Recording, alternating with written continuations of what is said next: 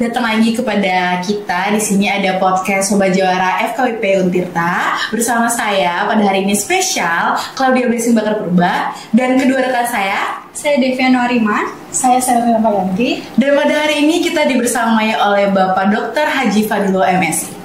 Terima kasih. Sama-sama Bapak. Baik, sebelum kita melanjutkan podcast kita akan menyanyikan terlebih dahulu Mars FKIP Untirta.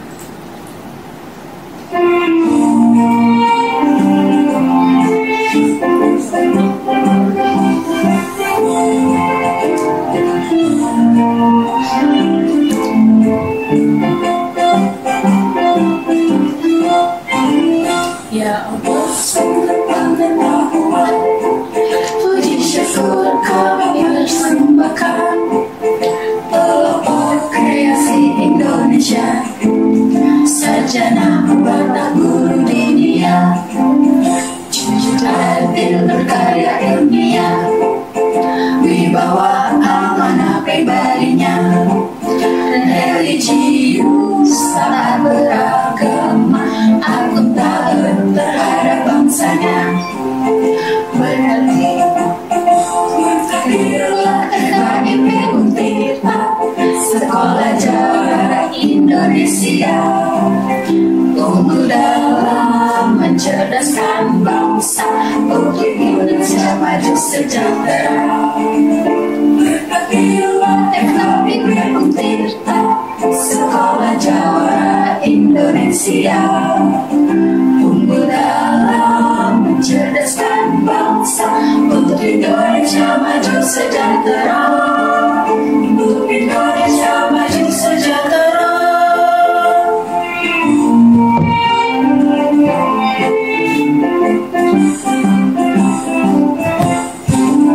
Ya Allah, sumber pengetahuan, puji syukur kami persembahkan, pelopor kreasi Indonesia, sarjana pembatah guru dunia, jujur adil berkarya ilmiah, wibawa amanah pribadinya, religius tak beragama, akuntabel terhadap bangsanya. Berkatilah FKIP Untirta, Sekolah Jawara Indonesia, unggul dalam mencerdaskan bangsa, untuk Indonesia maju sejahtera. Berkatilah FKIP Untirta, Sekolah Jawara Indonesia, unggul dalam mencerdaskan bangsa, untuk Indonesia maju sejahtera, untuk Indonesia maju sejahtera. Baik, terima kasih. Selanjutnya pada hari ini, hari spesial ini kita akan membahas tentang topik yaitu yang bertema latar bumi Surosoan. Baik, kira-kira nih sesuai dengan topik kita sendiri, kita sudah mengundang Bapak Dr. Haji Fadiloh kepada podcast kita hari ini. Kira-kira nih Pak, menurut Bapak sendiri latar bumi Surosoan itu mempunyai latar belakang seperti apa sih Pak? Jadi Surosoan itu adalah ibu kota dari kerajaan Banten. Jadi Surosoan itu ibu kota provinsi kerajaan Banten itu sebelumnya itu ada di yang sekarang dekat dengan kampus FKIP Untirta. Nah, jadi dulu namanya apa itu? Yang di sebelah kampus Untirta, tahu namanya apa? Banten Girang. Banten Girang. Jadi sebelumnya ada di Banten Girang. Girang itu artinya di atas. Nah, kemudian oleh pendiri yang namanya Sultan Maulana Hasanuddin Banten, pendiri kerajaan Banten, dipindahkan dari pedalaman ke pesisir. Nah, itu daerah itu disebut dengan Surosoan. Nah, sekarang masih ada artefaknya. Jadi kalau kita bicara mengenai latar dari Bumi Surosoan itu sebenarnya membicarakan tentang Banten. Nah, kira-kira begitu.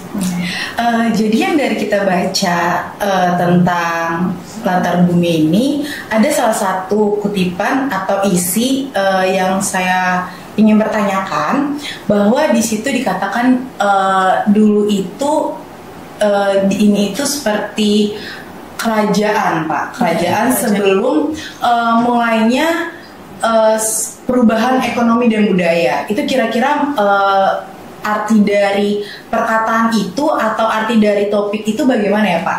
Oh iya, perubahan jadi, seperti apa gitu yang ada terjadi pada Banten ini?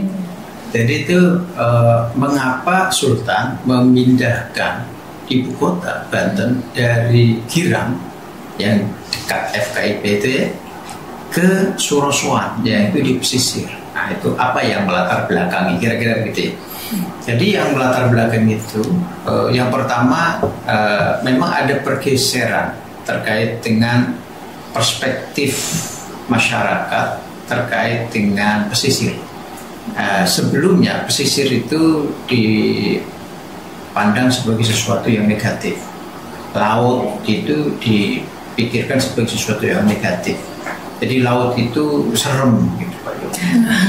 Ya kan? Laut itu ada Nyi Roro Kidul gitu kan. Jadi laut itu merusak. Laut itu kotor. Kita tahu ya kalau ada limbah, mau limbah rumah tangga, limbah industri itu kan dibuang ke kali. Itu habis itu terus ke laut. Jadi laut itu kotor.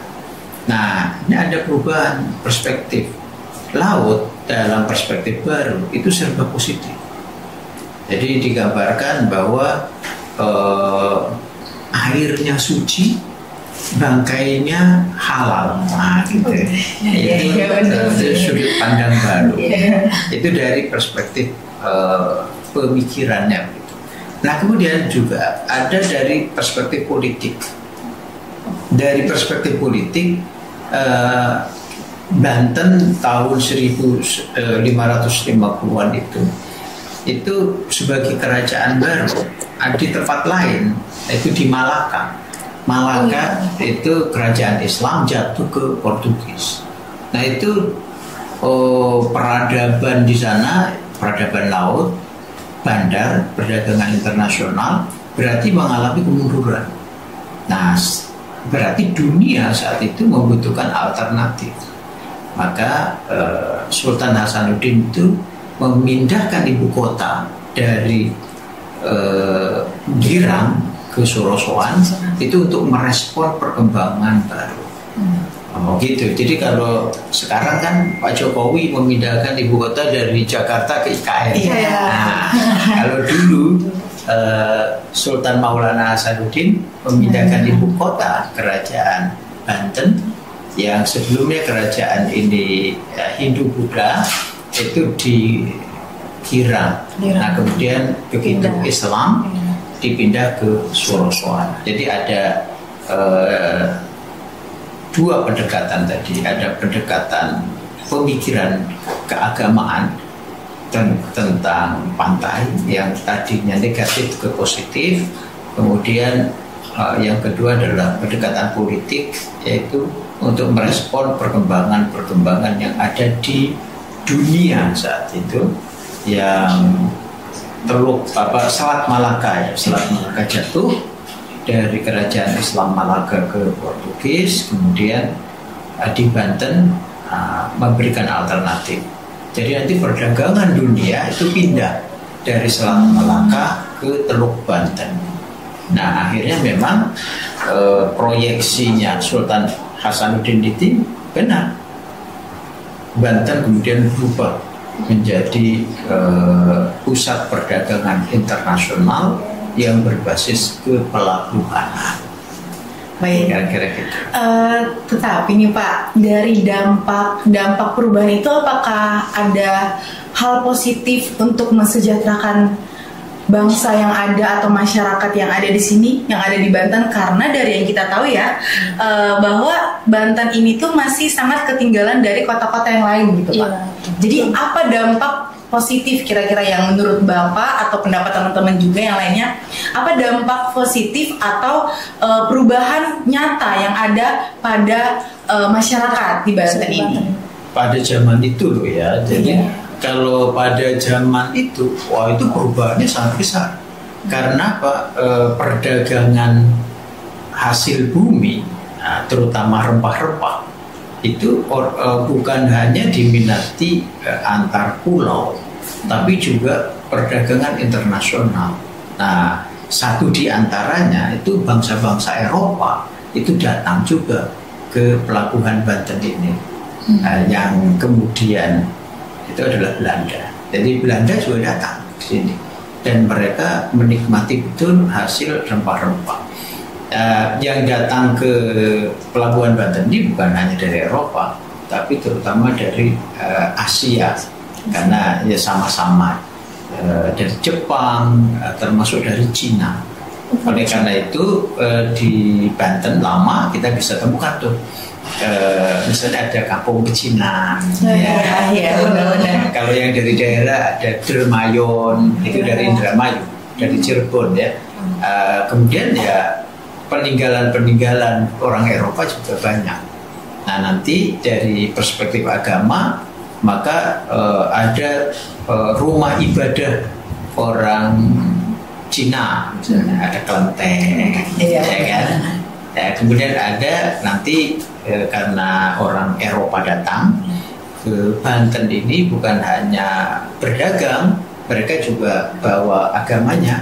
Nah itu maka di Kota Serang sekarang ada gereja baik Katolik maupun Protestan dan seterusnya. Jadi itu semua bagian dari perkembangan masyarakat saat itu. Kira-kira nih dari pendapat teman-teman nih, kira-kira bagaimana sih dampak untuk kita sendiri dari perubahan ini? Mungkin pada saat itu kita belum ada ya, pada saat itu mungkin. Tapi kira-kira nih dampak apa sih yang pada saat ini tuh bisa kita dapatin dari perubahan itu tersebut? Karena kita adalah mahasiswa yang berkuliah di Banten ya, kira-kira. Mungkin dari penjelasan Bapak tadi, dari adanya bangsa-bangsa luar datang ke kemari itu memberi pencerdasan juga mungkin ya Pak, di mereka datang kemari.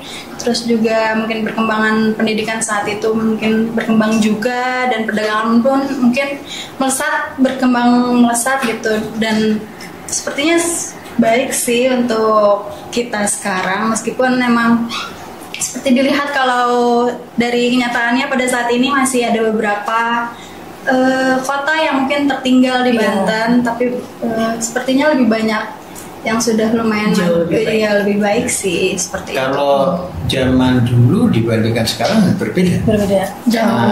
Dulu kan pusat kerajaan Islam. Sekarang pemerintah. Kalau sekarang kan ratusan tahun kemudian itu. Ya, misalnya ya, yang bisa kita ambil dari peristiwa ini adalah Banten menjadi kota yang menghargai kemajemukan. Nah, jadi kalau kita bicara mengenai moderasi gitu ya, nah itu Banten itu sangat moderat, ya, keragaman sangat dijunjung tinggi. Jadi semua dihormati, keragaman suku bangsa. Ya kan, ada yang orang Asia, ada yang orang Eropa, itu semua saling berinteraksi satu dengan yang lain, ada transaksi yang saling menguntungkan dan seterusnya. Dari segi agama juga beragam, ya ada yang Cina kemudian beragama Buddha, ada dari India yang beragama Hindu, ada yang dari Eropa beragama Kristen atau Katolik, dan ada yang Islam. Nah misalnya kalau Islam itu ada perguruan Islam yang sangat terkenal namanya Kasunyatan. Kasunyatan itu banyak orang belajar tentang agama di Kasunyatan itu, dan guru yang mengajar itu bukan hanya orang lokal, tapi juga dari pusat Islam itu sendiri, yaitu dari Haramain, utamanya dari Madinah saat. Jadi Banten memang menjadi sebuah kerajaan Islam yang reputasinya bukan hanya di Asia, tapi juga sampai ke Eropa. Makanya hubungan kerjasama Banten itu bukan hanya dengan Asia, tapi di Eropa, khususnya lagi adalah Inggris. Jadi memang Banten Cukup jauh lebih baik. cukup disegani pada zamannya. Adanya perubahan. Kalau sekarang kan yang dilihatnya Kecamatan Kasemben. Lalu kita bicara Banten, Kota Serang, Kecamatan Kasemben, itu terbayang nggak bahwa Kasemben itu dulu sebagai ibu kota sebuah negara yang dikjaya, yang tersohor, yang dihormati bukan hanya di regional Nusantara, tapi juga di mancanegara. Nah, itu yang. Tapi kalau kita datang ke Kaibon, ada pernah ke Kaibon nggak? Pernah. Belum. Ke Kaibon ya. Kalau kita lihat ke Kaibon itu, wah itu kelihatan kan penataan ruangannya itu. Jadi bagaimana permaisuri ada di situ, ada tempat untuk beribadah, ada tempat untuk santai gitu kan. Nah, itu memang akan kelihatan. Nah, ini satu zaman itu kalau Muaru Jambi kita bisa lihat itu juga sama itu. Jadi di daerah-daerah pesisir memang tumbuh negara-negara Islam, kerajaan-kerajaan Islam waktu itu, dan perdagangan itu tumbuh berkembang di pesisir. Benar sekali. Gimana?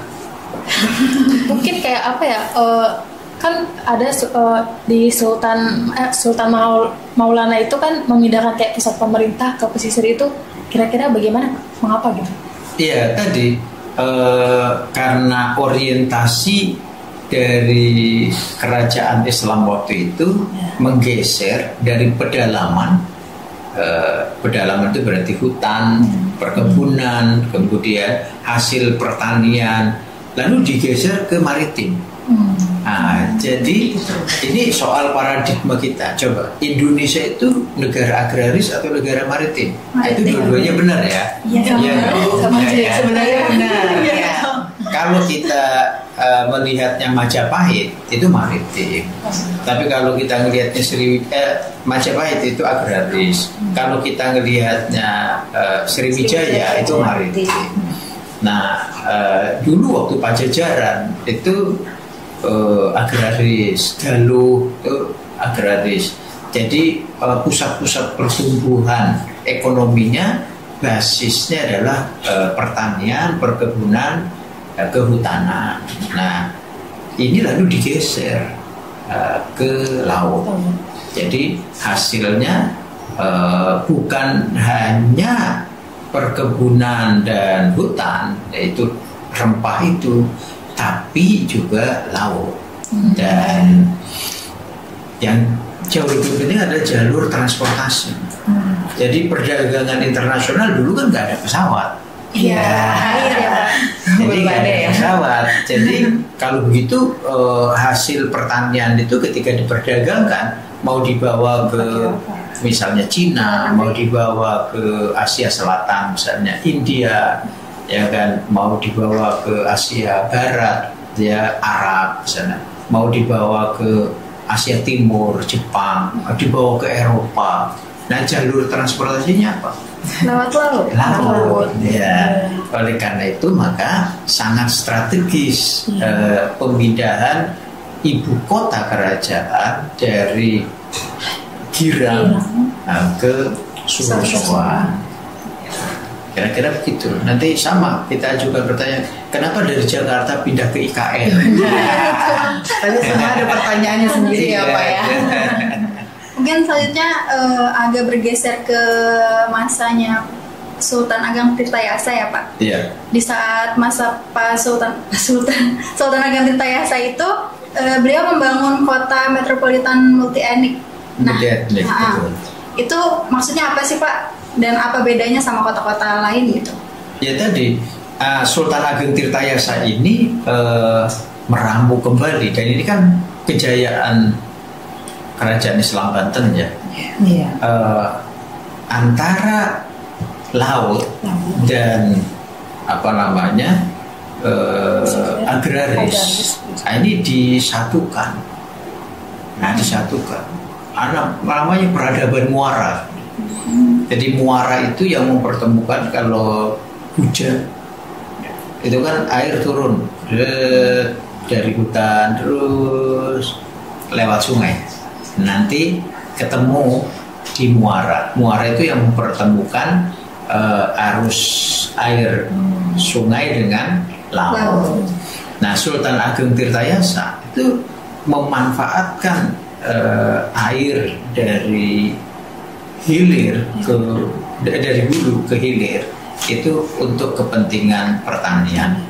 Makanya beliau diberi gelar Sultan Ageng Tirtayasa karena bisa memanfaatkan kanal-kanal irigasi itu bukan hanya untuk kepentingan pertanian dan transportasi orang dan barang, tapi juga untuk pertahanan negara. Kan Banten juga kayak udah sekarang jadi provinsi Banten ya Pak. Iya. Nah, bagaimana sih itu perkembangan ekonomi dan infrastrukturnya di provinsi Banten ini sekarang? Kita membicarakan Banten ini sudah era baru provinsi ya. Provinsi Banten itu terbentuk di tahun 2000.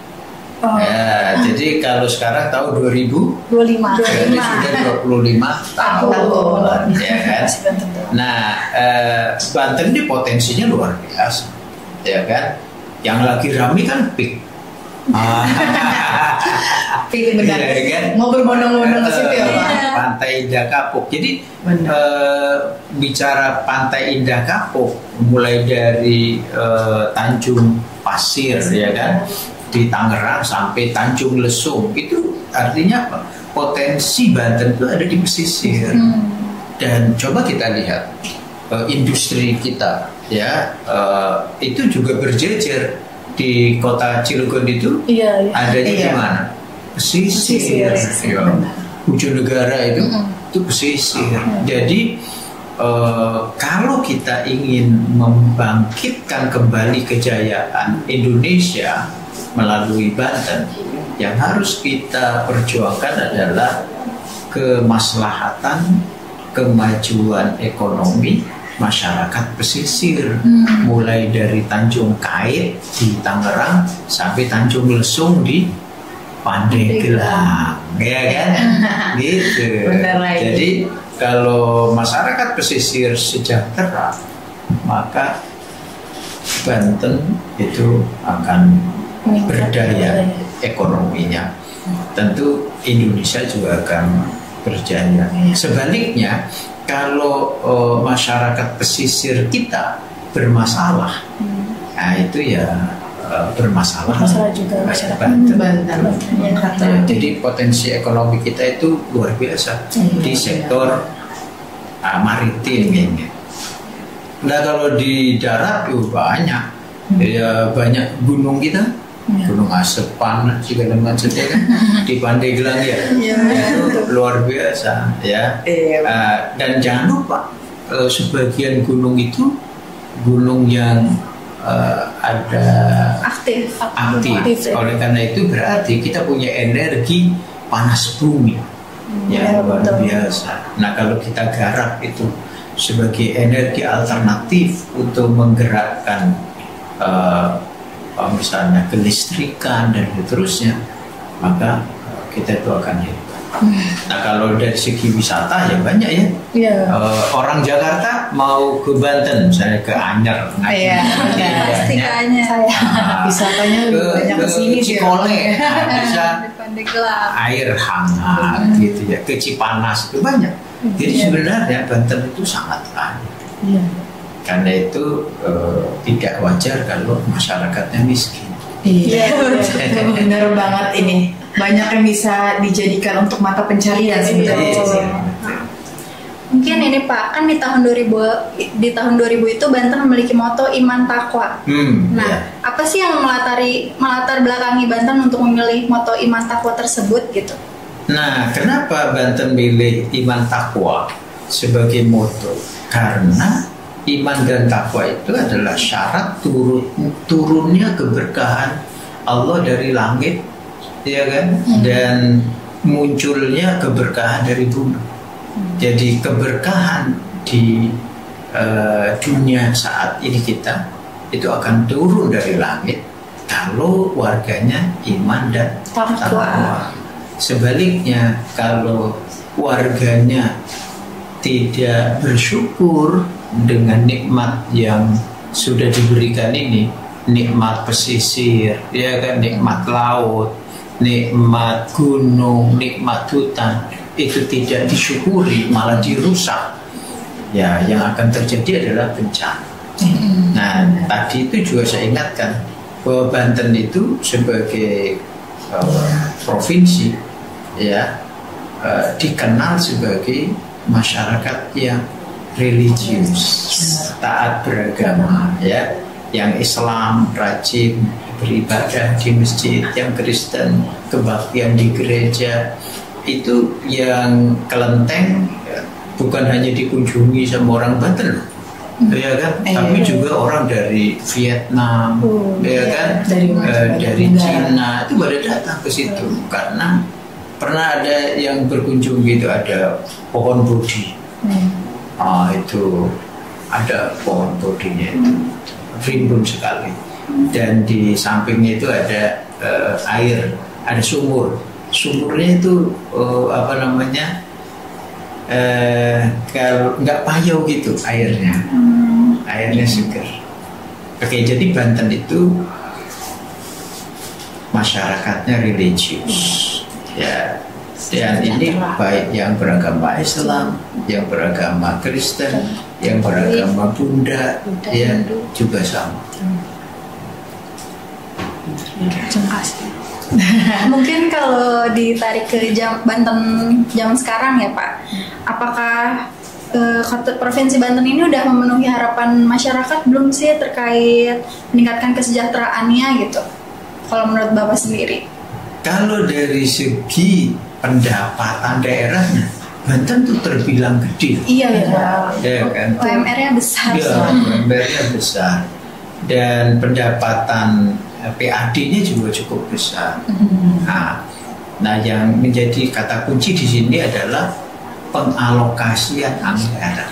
Apakah penyelenggara negara di tingkat provinsi maupun kabupaten kota bisa mengalokasikan dana yang ada di APBD itu untuk sebesar-besarnya kemakmuran rakyat atau tidak? Jadi di situ yang perlu prioritas. Jadi rakyat Banten harus bisa menentukan pilihan yang tepat. Pemimpin yang punya ide, pemimpin yang punya gagasan. Nah, kalau pemimpinnya tidak punya ide dan gagasan yang bernas, seberapapun dana yang tersedia di APBD itu tidak punya dampak langsung pada tingkat kesejahteraan masyarakat. Nggak akan berdampak juga ya, kayak bakalan sia-sia juga gitu ya Pak. Emang harus pemerintah dan pemimpinnya nih yang benar-benar harus menyalurkan itu dengan benar dan bijak. Baik, ini topiknya benar-benar seru banget sih sebenarnya ya. Tapi kayaknya karena waktu kita juga nggak panjang nih teman-teman dan Sobat Jawara juga. Jadi mungkin ada pesan buat Sobat Jawara Pak, tentunya yang kayak nonton podcast ini gitu ya. Pesan khusus gitu. Jadi yang penting untuk kita semua ya membincangkan soal Banten. Pertama, kita harus memahami betul sejarah Banten. Dan kita belajar sejarah Banten. Bagaimana pendiri Banten itu dengan cerdas memindahkan ibu kota dari Girang ke Sorsoan sebagai respons terhadap perkembangan politik global saat itu.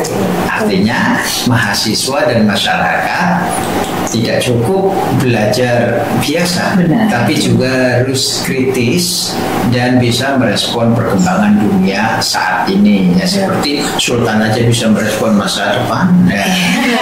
Kita, gitu. Yang kedua, dan jangan lupa bahwa Banten ini kaya raya, ya kan? Ada Selat Sunda, ada Teluk Banten, ada Samudra Indonesia, ada Laut Jawa, gunungnya juga begitu. Nah, jadi gunung yang aktif tadi bukan ditakuti, tapi kita harus ramah dan memanfaatkan panas buminya untuk energi terbarukan. Nah, sehingga nanti tidak mengandalkan fosil ya seperti sekarang ini ya kan, atau tidak mengandalkan dengan sumber-sumber energi yang tersedia. Dan jangan lupa, mari kita mulai kebangkitan Banten dengan swasembada pangan. Laut kita itu kekayaan kita untuk makan rakyat. Begitu juga dengan kebun, sawah, dan hutannya untuk kesejahteraan. Saya kira itu Purba. Terima kasih banyak Pak. Terima kasih. Tentunya juga ilmu yang dibagikan semoga bisa gitu tersampaikan oleh penonton podcast ini gitu. Dan juga buat Sobat Jawara juga terima kasih banyak yang sudah menonton podcast ini. Semoga kita bisa ketemu di lain hari gitu. Itu jangan lupa like, komen, dan subscribe. Terus juga saya Ramayanti dan dua rekan saya Deviano Arima. Saya Claudia Blessing Balar Purba. pamit, sampai jumpa. Salam Sobat Jawara. Assalamualaikum warahmatullahi wabarakatuh. Waalaikumsalam warahmatullahi wabarakatuh.